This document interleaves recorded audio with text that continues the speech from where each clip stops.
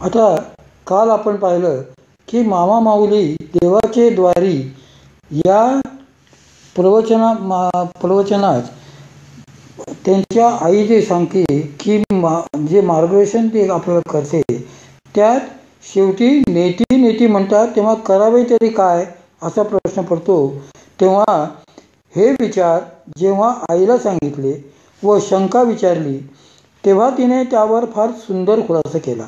ती म्हणाली, ज्याप्रमाणे हारासाठी फुले अनेक असतात पण दोरा एकच असतो, त्यात सर्व फुले ओवली की हार तयार होतो, त्याप्रमाणेच या अभंगाचे आहे. यात पहिल्या 3 चरणात जे मुद्दे मांडलेत ती फुले समजावीत व शेवटचा चरण हा दोरा समजावा, म्हणजे हार तयार होतो. मात्र फुले ओवण्याची पद्धत मात्र माहीत असाव्यास हवी. हे ऐकताच मी पुढे ऐकायला जास्तच उत्सुक झालो. ते बघून आई परत सांगू लागली, ज्ञानदेव म्हणे व्यासाची ये खुणे, द्वारिकेचे राणे पांडवा घरी. हा शेवटचा चरणच सूत्र आहे. परमात्म्यापासून ज्या श्रुती उत्पन्न झाल्यात त्यांचा अर्थ प्रथम वेदव्यास, ज्यांना बादरायण अगर व्यासही म्हणतात, त्यांना आकलन झाला. म्हणून माऊली म्हणतात, व्यासाचा मागोवा घेतू, म्हणजे त्याच्या म्हणण्याप्रमाणेच आपले मत जमले पाहिजे. जसे न्यायालयात न्यायाधीश निकाल देतो व तोही कायद्याप्रमाणे, तेथे या बाबतीत त्यांना स्वातंत्र्य नाही. तसेच कोणीही संत महात्मे ऋषी मुनी शास्त्राच्या चाकोरीच्या बाहेर जाऊ शकत नाहीत. म्हणून व्यासांच्या खुणा कोणत्या त्या पाहू जाणे भाग आहे. ते म्हणतात, द्वारिकेचे राणे पांडवा घरी. भावनेच्या आहारी न जाता येथे विचार केला तरच समजेल, नाहीतर नाही. आता असा विचार करा की आपण ज्या भगवान गोपाल कृष्ण द्वारकाधीश वगैरे म्हणतो, तो खरंच द्वारकेचा अधिपती होता काय? म्हणजे पश्चिमधामी जी द्वारका आहे, या द्वारकेला राणे म्हणजे अधिपती 2 किंवा अधिक होते काय? एखाद्या राज्याला 2 राजे असू शकतात, 2 राणे असू शकतात काय? बरे, पौराणिक पुरावा बघितला तर द्वारकेचा अधिपती म्हणजे राजा हा बलराम होता. मग त्या श्रीकृष्णाला उगाच द्वारकेचा राणा का म्हणायचे? म्हणजेच द्वारकेचे राणे या शब्दांनी भगवान श्रीकृष्ण या ठिकाणी श्री व्यासांना अभिप्रेत नाहीत. मग याचा खरा अर्थ काय? द्वारिका म्हणजे काय? तर भगवत पूज्यपाद आद्य श्री शंकराचार्य अध्यात्मास सुरुवात करतात ती शरीरमीमांसेपासूनच व श्री संत ज्ञानेश्वर माऊलींनी 13व्या अध्यायात क्षेत्रज्ञ हा विषय विस्तृत स्वरूपात दिला आहे. ते बघितले असता लक्षात येईल की द्वारिका म्हणजे प्रवेश करण्याची द्वारे. या द्वारिका कशाच्या? तर देहाच्या. कारण 9 द्वारे पुरे देही, या आपल्या देहाला 9 द्वारे आहेत.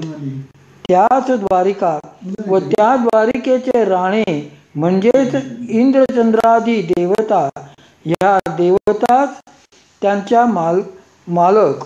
ऐतरेय उपनिषदात ऐतरेय ऋषींनी सांगितले आहे की सर्व इंद्रिय देवता मानव शरीरात आपापल्या ठिकाणी बसल्यावर आपण कोठे बसायचे असा विचार करून दशमद्वारात परमात्मा विराजमान झालेत. या दशमद्वारात जाण्याचाच जीवाचा आटापिटा असतो. एक हिंदी संत म्हणतात, पहुंची दशमे द्वारा, आपणास याच दशमद्वारात जायचे आहे. दशमद्वारी अनुभव आला तेव्हा श्री संत जनाबाईंनी त्यावर फारच सुंदर अभंग लिहिला.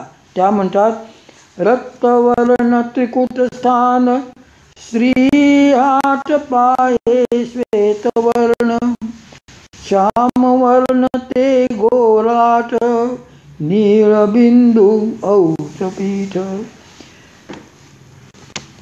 वरी भ्रमरगुंफा पाहे दशमद्वारी गुरु आहे. नवद्वारा ते भेदुनी दशमद्वारी गेली जनी. आता द्वारिका म्हणजे इंद्रिये व राणे म्हणजे देवता यांचा लक्षार्थ पाहिल्यावर पांडवा घरी याचा अर्थ पाहणे आवश्यक आहे. याचा अर्थ आईने असा सांगितला की अरे पांडव म्हणजे पंचप्राण. ज्याप्रमाणे पतंगाला मांज्याचे एक टोक बांधलेले असते व दुसरे टोक रिळाला बांधलेले असते व ते उडवणाऱ्याच्या हातात असते. पक्के राहावे म्हणून ते रिळाला बांधून ठेवले असते.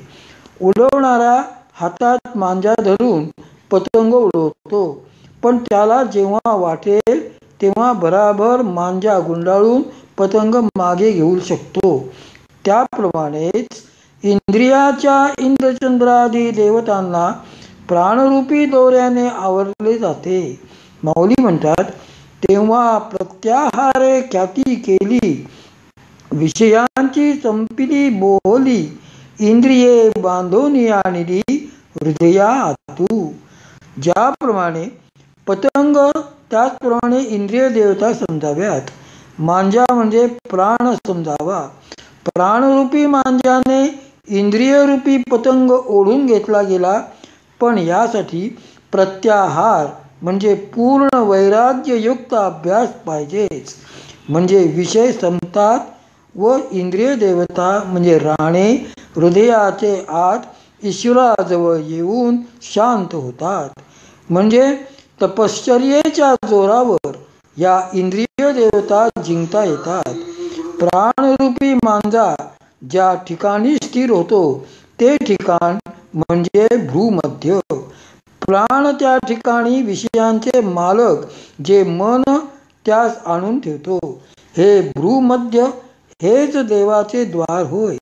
या ठिकाणी मन स्थिर झाले की आपोआप चारी मुक्ती साधल्या जातात. असे मनोपी भ्रूमध्ये होणारे प्राणाचे स्थैर्य म्हणजे मनाचे स्थिरीकरण यालाच शास्त्रीय भाषेत केवळ कुंभक असे म्हणतात.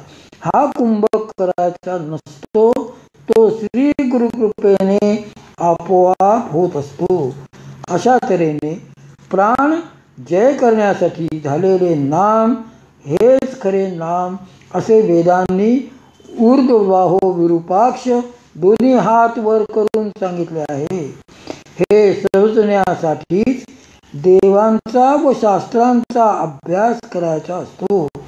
असा कुंभक जोपर्यंत अनुभवता येत नाही तोपर्यंत मुखाने हरी हरी म्हणत जा, म्हणजे पुण्यसंचय होईल व त्या पुण्याईच्या जोरावरच पुढला मार्ग कुणीतरी अनुभवी येऊन दाखवील. तो मिळाला की श्री व्यास महर्षींच्या खुणा दिसतील व त्या अनुरोधाने भगवत प्राप्ती होईलच. यासाठी प्रेमाने व भक्तीने श्री गुरुपदिष्ट नाम घेत जावे असे श्री माऊलींचे सांगणे आहे. आता देवाची द्वारी उभा क्षण भरी, तेने मुक्तिचारी साधियेल्या. हरिमुखे म्हणा,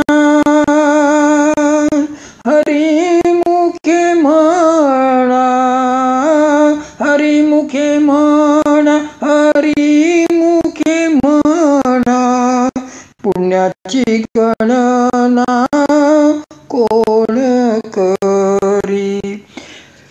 असोनी संसारी जिव्हे वेगू करी, वेदशास्त्र उभारी बाया सदा. ज्ञानदेव म्हणे व्यासांची एकूणे, ज्ञानदेव म्हणे ज्ञानदेव